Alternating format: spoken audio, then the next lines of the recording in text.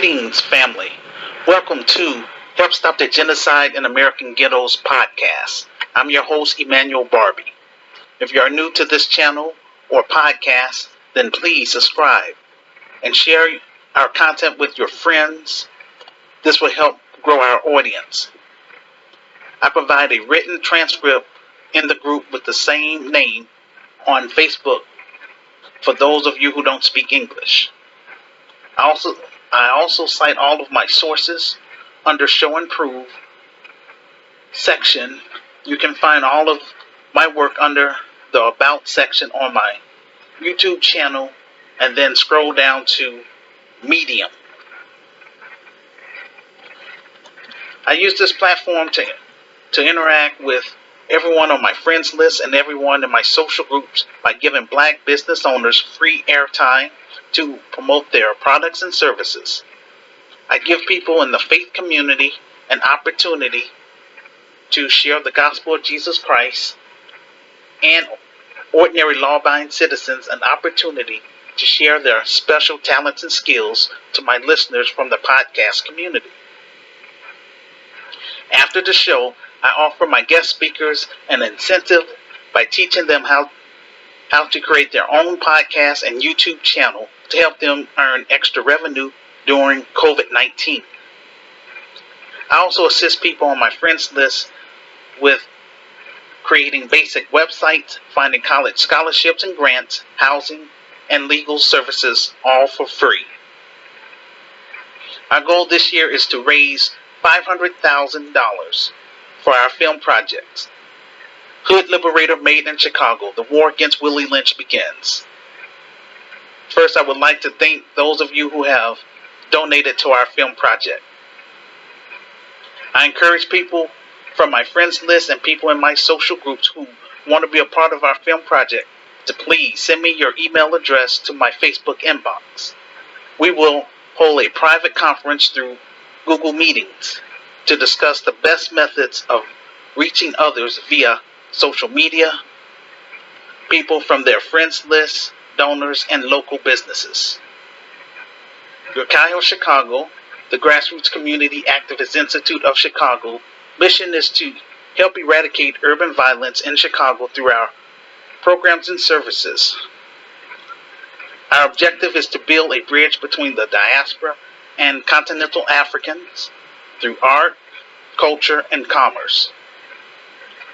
Chicago will be in the business of creating docudramas, short films, theater, photography, fine arts, music, poetry, literature, sculpture, dance, and spiritual development for inner city youth and their families. Once this virus is cleaned up, we plan on launching African tours in order for us to move from behind the computer and make real connections with our global Black family on the continent, starting in South Africa. I created GRCAM, the Grassroots Community Activist Movement, because I got tired of all of the division among Black people. I created GRCAM in 1991 on a site called Gopher. I wanted to create an organization that focused specifically on solving Black issues in America. I wanted to connect with other like-minded African Americans, Afro-Brazilians, Afro-Caribbeans, Afro-Europeans, African immigrants, and Afro-Latinos throughout the diaspora. This is a podcast where we talk about solving Black issues / African issues using a spiritual perspective as it pertains to the great awakening of our people that has been prophesied. Our objective is to get our film project fully funded and play it by ear during COVID-19. Once this virus is cleaned up, then we will shoot our film and promote our film in selected movie theaters and sell our DVDs. Together, we will put GRCAM on the map and turn my vision for Black America into reality. In 2021 and beyond, the Grassroots Community Activist Movement will be promoting a policy of global Black unity, ownership, and community support. Our objective is to be in a place where we own everything we consume and we support one another. We're reaching out to our group members and listeners and would like to encourage them to support our film project in 3 ways: through our virtual store, Gracam merchandise such as COVID masks, coffee mugs, posters, handbags, and t-shirts. All proceeds will go towards our film project. 2, through our nonprofit organization, Genocide of Chicago. PayPal page. Donations can be used as a tax write-off because this is a legitimate 501c3. All donations are tax deductible to the fullest extent of the law. 3, you can support us by purchasing my revised book on my Amazon author page. Keep in mind, community support is where we have to go, and please understand, when you're supporting our YouTube channel or our podcast, you're supporting an independent black network which will eventually employ black people in our films, stage plays, and in our actual business. I need African entrepreneurs, especially in South Africa, to come on the show and promote your businesses and ministries to the diaspora and vice versa. Instructions on participating on the show. First, watch my video podcast. This is called Side A. After I finish my presentation, then I will open up the phone lines through Facebook Messenger. This is called Side B. You can interact with me in real time, either as a voice call by clicking on the phone icon, or a video call by clicking on the camera icon. With that being said, today's topic: educating the global black family about the financial elite's attempt to whitewash our history. Before I go into my presentation, I'm asking all of my Christian friends in Light of the World Inspirational Group and Christian Spoken Word Network to please step up. Don't just post your videos in the group. I need for you to participate on the show, either by calling in through Facebook Messenger, or if you are unable to participate on the show, then when you have a moment, please watch my video podcast. Leave a public comment on my Facebook page about the topic. Most of all, please share my video podcast with your friends. This will help get the ball rolling. I'm also asking people in my secular groups, such as Genocide of Chicago, Genocide of Africa, and the New Black Voices of Media. I need for you all to participate on this show as well. Gracam has been on Facebook for 17 years. We're now trying to take our group to the next level, and that's the big screen. I refuse to be ignored by small-minded individuals who don't understand what a vision is. I offer something that no black leader has in America, and that is a plan/vision to solve all of our social problems in America if given a chance. I'm not running for public office. I'm just trying to create a positive black business in the black community, starting in Chicago. Every Thursday, I will try to present topics in order to get black people talking with me in real time through Facebook Messenger. So far, we have raised $9,000. The best way to support our film project is by sharing my video podcast, or purchase my ebook on my author page on Amazon for $9.99, or give a donation through our PayPal page. You can also support us through our virtual store. You can find all of my pages on my YouTube channel under About section. On Tuesday, June 8th, NBC Nightly News honored a community leader from Chicago. His name is Verdell Smith. He was shot and killed by armed terrorists. He created a dance studio for kids in Chicago. I provided the video on my menu page. I will also post my Medium page below my video podcast for those of you who are on my Facebook page. So that's why, it pays to be friends with me on Facebook. Over the weekend, 55 people were shot, 5 fatally in Chicago. We are in the middle of 2021. November 10th will mark 30 years that I have been sharing my vision and plan to Black America. The only thing which is preventing me from turning my virtual Christian socialist organization, GRCAM, which is the Grassroots Community Activist Movement, into a real Christian business, GRCI of Chicago, the Grassroots Community Activist Institute of Chicago, is the lack of manpower and the capital. This is why I turn to social media to get my message out to the public through my YouTube videos, my social groups, my blog postings, my online talk show, my revised book, and now through my future urban Christian film, Hood Liberator Made in Chicago, The War Against Willie Lynch Begins. This is my last attempt to try to do something positive for my racial group in America. I want Black people, especially GRCAM members, to get into the habit of building things in the Black community. It is our responsibility to preserve our history and our culture. It's my hope that GRCI of Chicago will become the heart of the Black community as well as become a tourist attraction.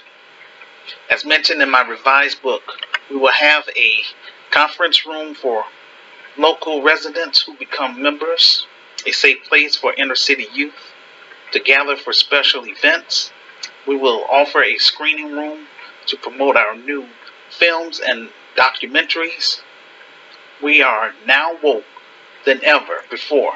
This is why the white supremacist is trying to rewrite history. I read an article from NPR, which is the National Public Radio, about a suspected white supremacist rewriting our history. For example, in Texas, teachers and historians are printing textbooks about Black people from Africa voluntarily coming to America as immigrants to become indentured servants. Wrong, wrong, wrong. Our ancestors were kidnapped and put in chains against their will and forced to come to America to be slaves to the financial elites. The financial elites are trying to whitewash our history.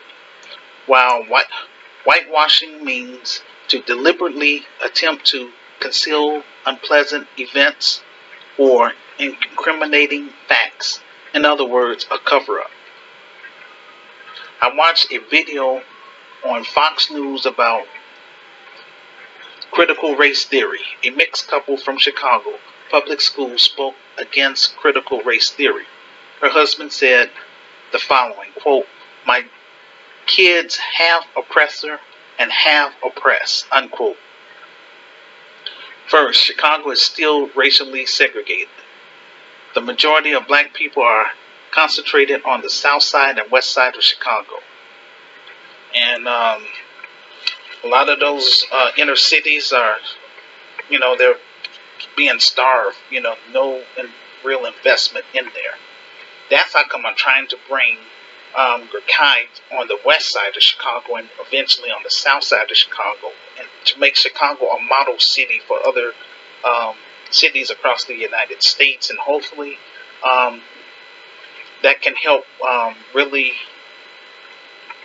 get our youth to be in a safe environment, even though it would be temporary because,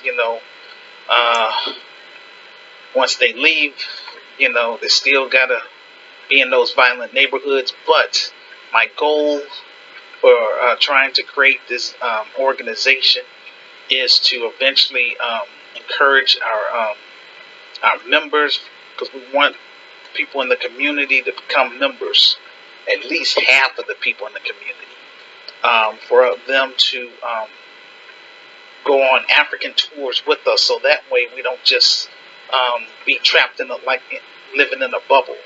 There's life outside of the inner cities, and so we want to give our people that opportunity to experience something different, not just go by negative stereotypes about Africa, but for them to experience Africa for themselves, the ones that want to come and go on the African tours. And also we want to encourage our members to apply for dual citizenship. So, getting back to this story,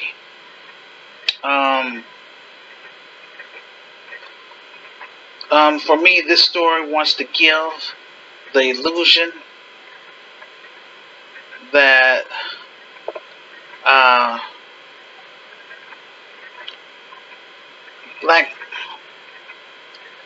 black women should consider moving to Oak Park and get with a zaddy. It's given like Oak Park like it's some type of a utopia outside of Chicago, but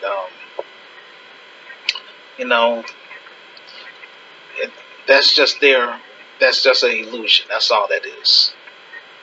It is my responsibility to explain to you exactly where it is we are going to find ourselves as a group.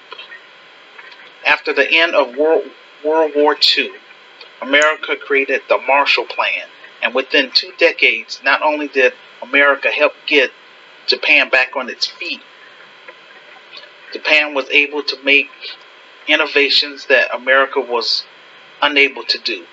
In 1964, Japan had built the first bullet train while black people in America was fighting Bull Connor, lynching, and white supremacy. That's what was going on with us. The financial elites have never oppressed other groups the way they do us. This is why you can't lump other groups with us. They don't have our experience. No other group has been targeted like us. The same year that black people were fighting for our humanity, the Japanese were compensated and was able to build the fastest train in the world. They were compensated because America dropped the atomic bomb on them because they attacked, Japan attacked Pearl Harbor. So, they was just paying them back for doing that. And so, they felt like, I guess the financial elites wanted to just give them a helping hand to rebuild their economy. I want my listeners to understand the difference in how we're being treated. And now you want to tell me about Asians are being oppressed? No one has experienced what we've been through in America. While Asians had the ability to travel as they pleased, black people had to use the Negro Motorist Green Book. There's a reason why any place with a large black population, the majority of them will be impoverished, because this is an ongoing campaign to keep black people down and out.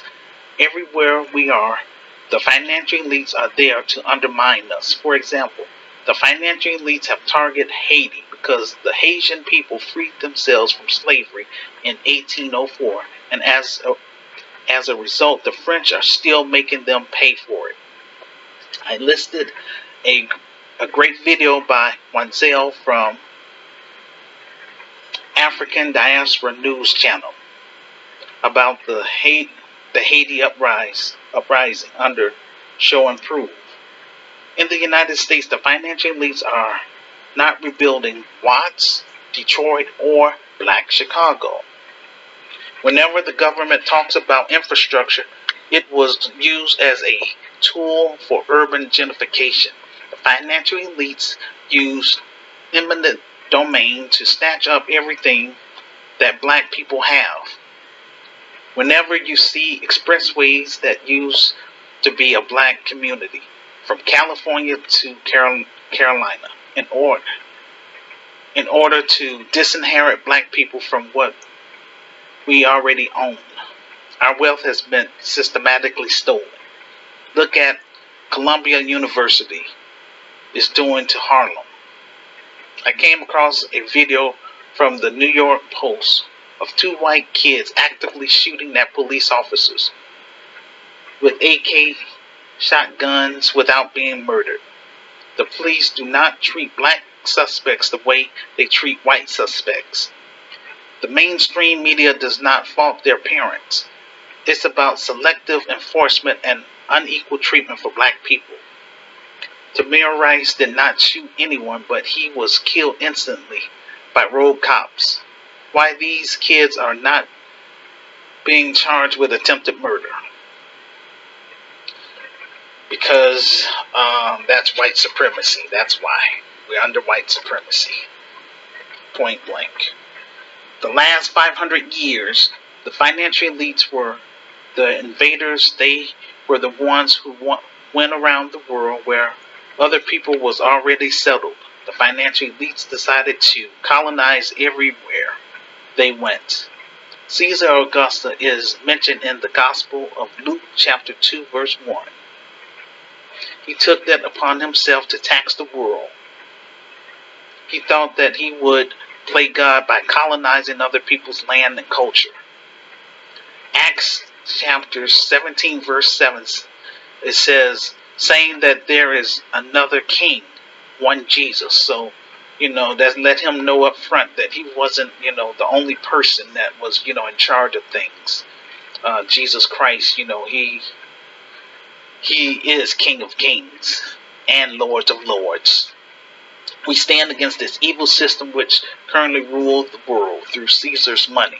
We will create our own system which will reflect a godly system. When we talk about colonization, it's based on the ideology of imperialism and white supremacy. This took place during the Crusades. Africans never colonized anyone. We had kingdoms. There is no African equivalent of the Crusades. Africa today is being engineered by foreign powers. When we talk about South Africa, those ethnic divisions were engineered and then played on by outsiders. Once Europeans showed up and started funding different tribes, this idea of setting up empires and expansion, taking land from native people, has been a problem ever since. I can't build Grakai alone. It takes a team to make a dream work. This is why I keep referring back to Nehemiah. He did not rebuild the wall of Jerusalem by himself. He had qualified architects, bricklayers, and engineers. This is why the film project is so important. We will focus on a 21st century plan for Black America and Africa. Once we have a foot in Africa, then we can expand Grakai to certain parts of the Caribbean and Brazil. On the domestic front, Grakai of Chicago will focus on getting our members on code through the principles from my revised book. Then we can create an economic base within the Black community. Every other group has a code of conduct except Black people because of this Willie Lynch mentality. Many of our people are practicing a code of selfishness. This is why I have been unable to turn Gracam into Grakai for the past 29 years. If we could just get enough Black people to work with us, then we can speed up the process. This is why I am reaching out to the global Black family. I don't want to die in America. I want to get this film fully funded and made so that we can establish this Christian business in Chicago, so that I can do all of the things which I have written in my revised book. I want to bring my talents and skills to Africa. Africans that are serious about doing business with me and turning my ideas into a reality, those are the Africans I want to work with. The problem with Black America is we have normalized trauma and have accepted failure. The Black politicians have sold out.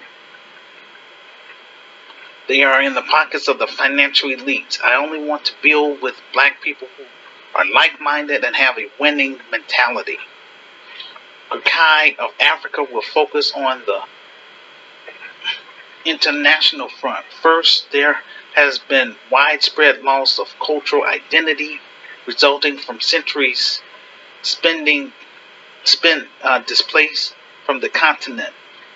The diaspora will share our knowledge and skills, what we've learned in America within the business to our continental brothers and sisters. The increased foreign investment is setting Africa up for a debt trap by the Chinese. The profits they make are taken out of Africa and used to build up their nation.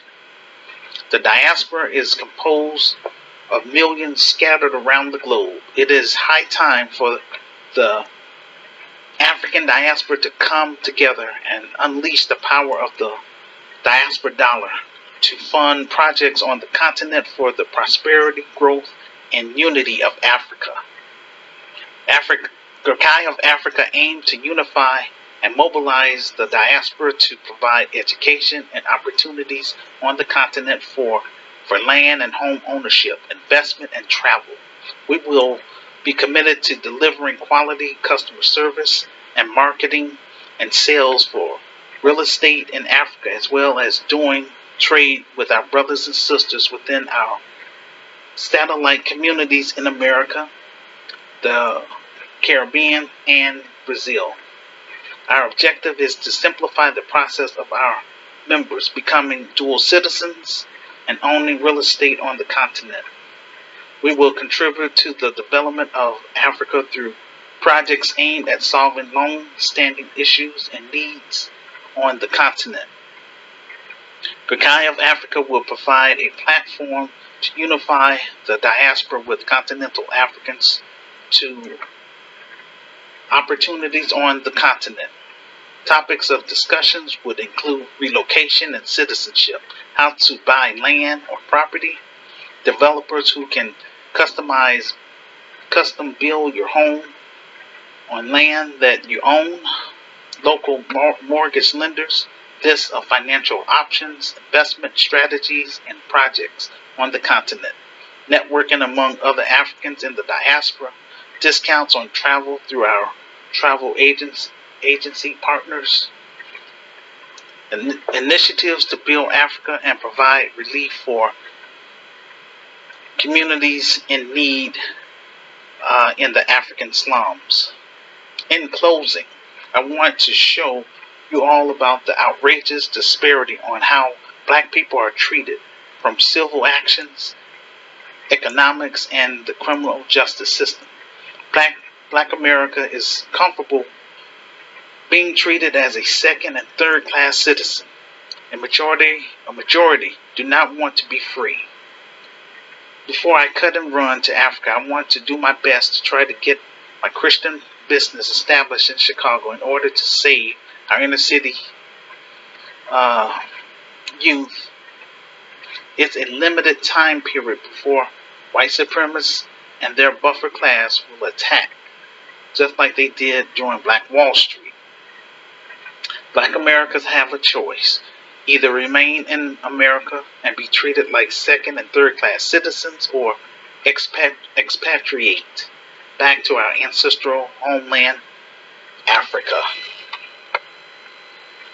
Now, I do have several different scriptures to back up, a lot of my claims. I'm not going to read all of them, but I'm going to point out the ones that coincide with my message. The most would be 2 Timothy chapter 4, verse 3. For the time will come when they will not endure sound doctrine, but after their own lusts shall they heap to themselves teachers, I mean, teachers having itchy ears. So, in other words, what I'm getting out of that is that this is one of the reasons why I'm having, such a hard time trying to connect with other Black Americans, because they are lovers of themselves, or they have different words for these kind of people that got the selfish. They call them narcissists. That kind of word. But anyway, it's just someone that just care about themselves. They don't care about the collective. It is what it is. Another scripture I believe that is really good, that coincide with my presentation, is Proverbs 13, verse 22. A good man leaveth an inheritance to his children's children, and the wealth of the sinner is laid up for the just. So with that, a lot of Black Americans don't have inheritance. It's unfortunate. Well, that's how come I'm trying to create this business, so that it can be passed down to the next generation. Again, this is going to be membership based, and it's going to be private. So that way, just trying to give Black people an opportunity, the ones that's not able to leave, let's say if they have a felony or something, or they just can't afford it.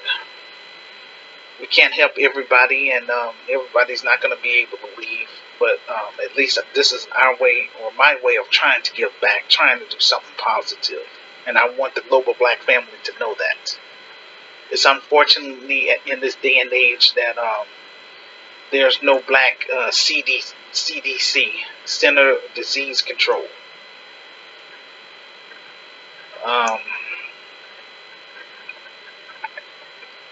Grassroots is something that Black people will have to build. I gave the roadmap. I put all the ideas in there. I just need other brave and smart Black people that thinks outside the box like myself to work with me and Sister Renee in turning this thing into a reality. That's all. And that's why I want to use Chicago as a model first, and then from there we're gonna launch, these different projects around. I'm just gonna limit it to at least 5 cities, and definitely, even once we get it started here in Chicago, we want to do those African tours. I want to connect with people that's on my friends list, that's African business owners, as well as I would say Christians, African people that, or continental Africans that have their own ministries, for them to meet me as well as the diaspora in person. So that's the whole purpose of us coming to Africa, so that way we could really connect with people, not just behind a computer. It'll be in person. But we're praying about this virus and stuff. It gets cleaned up, so that won't be an issue. And this is a very important passage from God's Word that, a lot of African Americans don't like it when I bring this up. That's Isaiah chapter 13, verse 14. And it shall be as the chase robe, and as a sheep that no man taketh up, that they shall every man turn to his own people and flee everyone into his own land. Now, even though that was in the that scripture is in the Old Testament, and coincide with what's going on now. That eventually, I mean, people don't want to talk about this part, but yeah, different racial groups are gonna try to go to their own continent and things like that, their own countries. Uh, yeah, it's different race. It's black Christian, white Christian, Asian Christians, and all those things. But you know, bottom line, people feel comfortable about being around their own group. And unfortunately, the black group or Africans, black people, I mean, we're being so mistreated, and uh, we definitely got to learn how to get along. And also, before I even come to Africa, I mean, I understand, it's 54 different countries, and over there on the continent, all of those countries aren't, working together, and that's why they're still being exploited. Black people got to learn how to work together. Um, I'm surprised that Julius Malema is not a president over there in South Africa. But he's trying to fight, for black people. But that's what I'm saying. I don't want to just go to Africa and experience the same drama that I'm going through here in America. That's why I want to make sure that when I come to Africa, that I can bring some tangibles. That I can be able to hire people. I make some. I can, make a living from this Christian business. That's going to be successful because it's something positive. It's going to be a non-profit, and we're also going to have a for-profit section part of it. And that's how I'm going to make my bread and butter. But like I say right now, I'm just doing the best I can to get my message out, encouraging people most of all to read my story. If they don't feel like reading, purchase items from my virtual store, or give a donation through our PayPal page. Those are the three options. And so it is what it is. I'm doing the best I can on my end. Okay, with that being said, I'm going to open up the phone lines if people want to speak with me directly. Wait around for 15 minutes. If I don't hear from anyone, I'm going to call it a day. All right? Connect with me through Facebook Messenger. Just send me a message, and we could talk. Basically, what you would do, you would click on if you want to call me directly, you would click on the phone icon, and that way you can call to speak with me to get on the show, or you can click on the camera icon, and you can see me on Facebook. So either way it goes, I'm here, and I would like to hear people's opinions, about this presentation. All right, phone lines are now open.